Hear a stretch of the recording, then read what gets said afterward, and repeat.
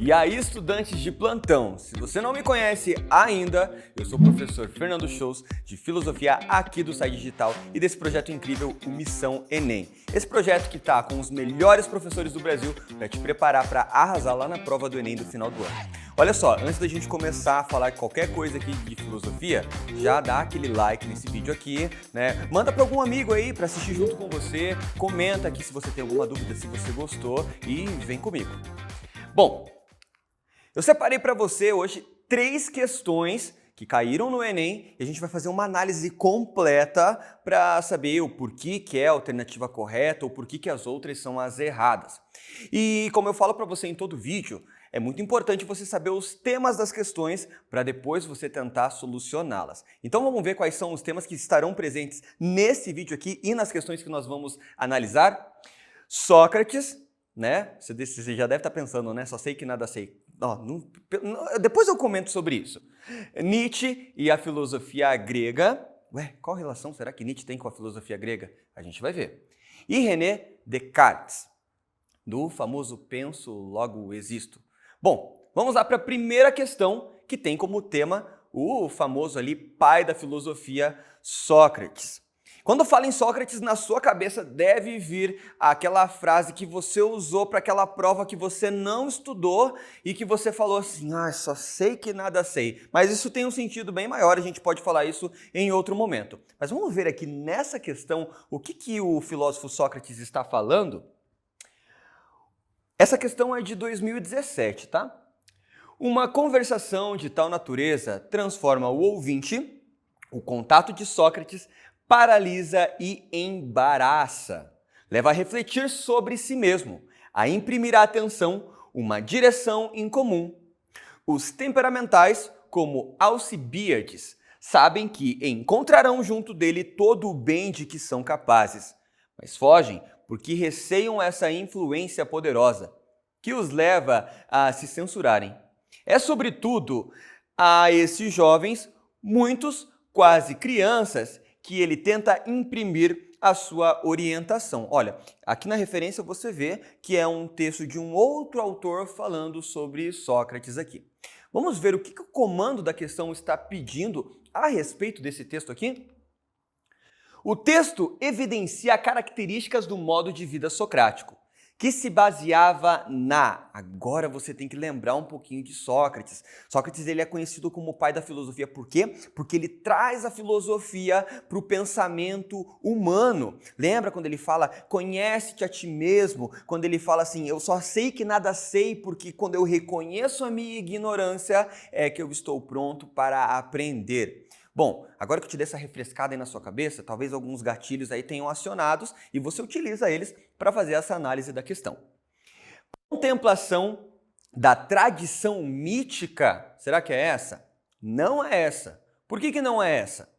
Porque a filosofia ela nasce justamente com o objetivo de romper com o pensamento mitológico e trazer o quê? Explicações racionais. Lembrou disso? Se você não lembrou, pega aí um caderno, pega um post-it, qualquer coisa para anotar e escreve que a filosofia nasce com o objetivo de trazer explicações racionais para as dúvidas que antes eram explicadas através da mitologia. B. Sustentação do método dialético. Você não lembra o que é dialética? Não lembra? Então, dá uma respirada e segue para as próximas. Relativização do saber verdadeiro.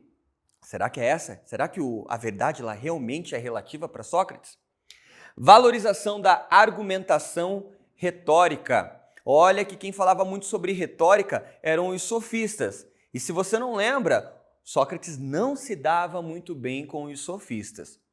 E investigação dos fundamentos da natureza. Se você lembra na história da filosofia, você tem os filósofos pré-socráticos que também são conhecidos como filósofos da natureza. Porque o objetivo deles era encontrar qual que era a origem do mundo. Olha, no vídeo 1 eu falei sobre isso, tem uma questão exatamente sobre isso. Se você não assistiu, retorna lá no vídeo 1, tá? Ele tá aí bem fácil para você achar. Também deixa aquele like, compartilha, que ele vai ajudar aqui na questão aqui do vídeo 2 que eu tô gravando para você agora.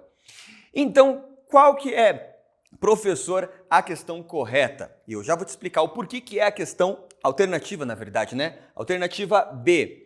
Sustentação do método dialético.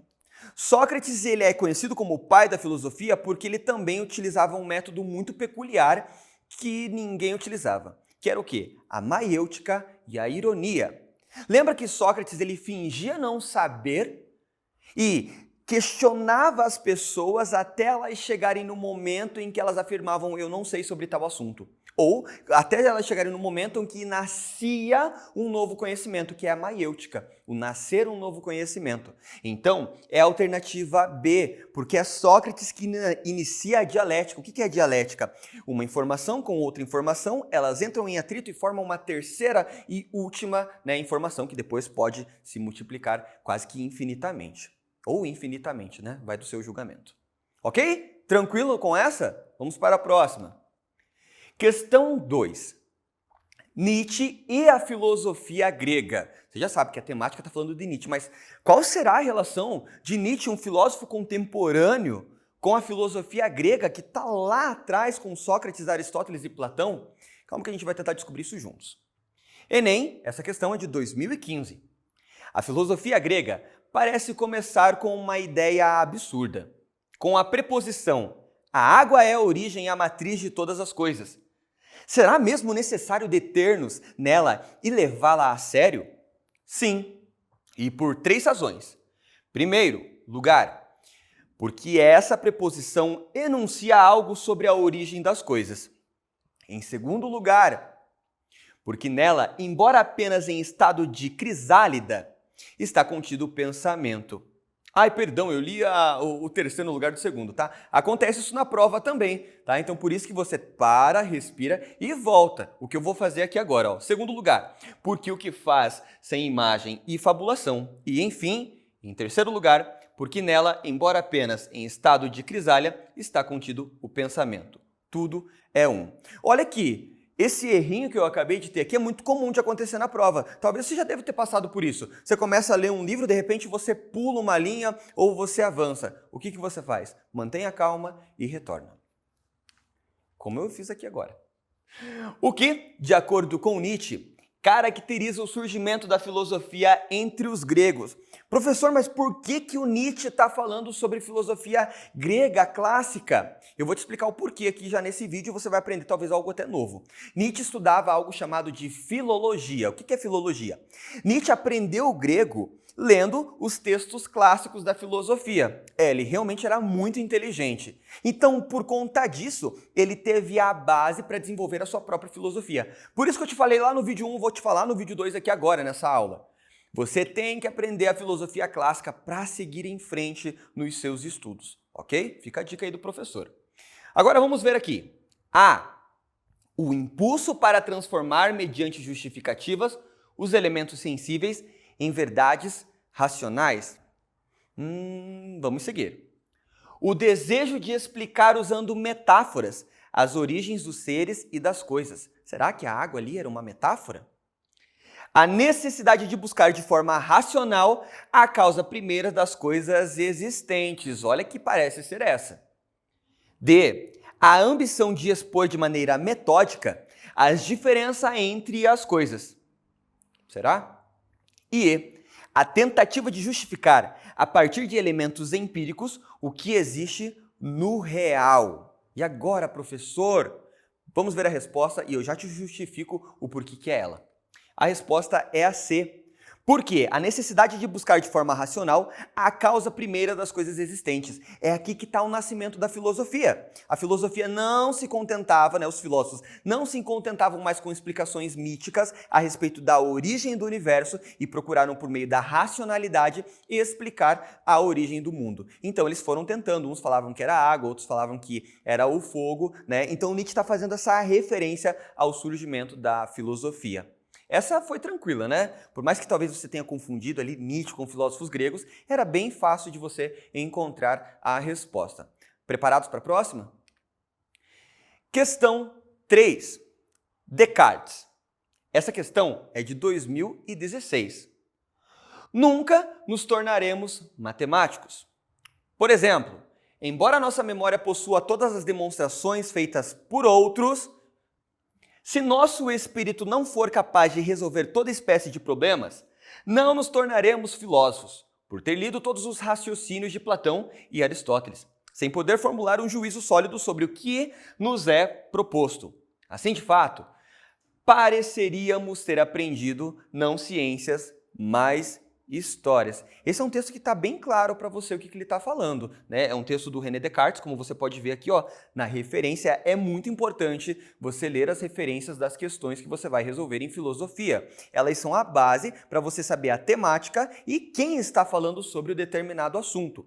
Aqui a gente vê, ó, que Descartes está fazendo uma provocação a respeito daquilo que sabemos. Lembre-se que foi ele que disse: penso, logo existo.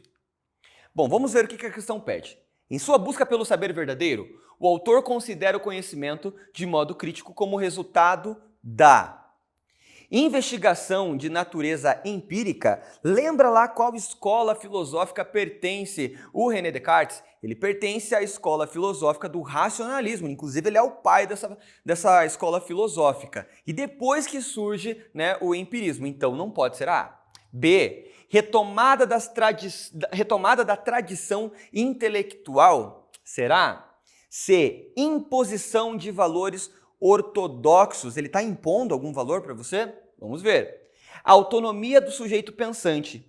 D. E E. Liberdade do agente moral. Olha só, eu vou te mostrar correto e já te justifico por que é ela. Autonomia do sujeito pensante. Por que é a autonomia do sujeito pensante?